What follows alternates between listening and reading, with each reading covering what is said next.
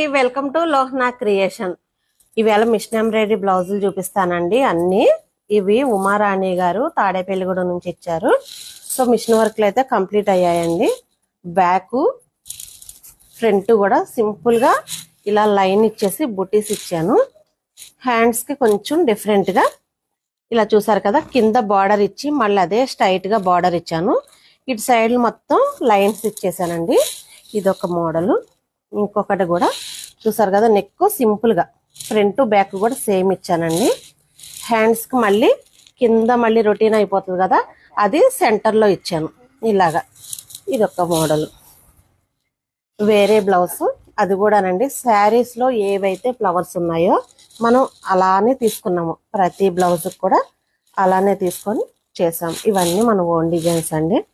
ఎందుకంటే హెవీగా వద్దు, సింపుల్ గా కావాలన్నారు, అందుకని ఇంత సింపుల్ గా చేసాము. దీనికి బార్డర్ బుటీస్, దీనికి కూడా ఇలా స్కేలప్ లా ఇచ్చాము. కానీ పైపింగ్ లాగా ఇచ్చేసాను అనమాట. ఇచ్చి స్కేలప్ ఇచ్చాను, ఎందుకంటే ప్రతిదీ స్కేలప్ అనేది కామన్ అయిపోతుంది కదా, అందుకని. ఫ్రంట్ హ్యాండ్స్ అండి. హ్యాండ్స్ కూడా చూసారు కదా, ఇలానే ఇచ్చేసాను.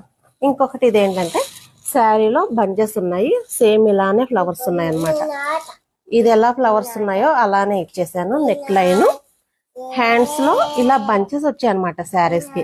దాన్ని మనం ఇలా డిఫరెంట్ గా హ్యాండ్స్ మట్టుకి బంచెస్ తీసుకొని ఫ్రంట్ బ్యాక్ నెక్ కి ఇలాగా వర్క్ చేసాము.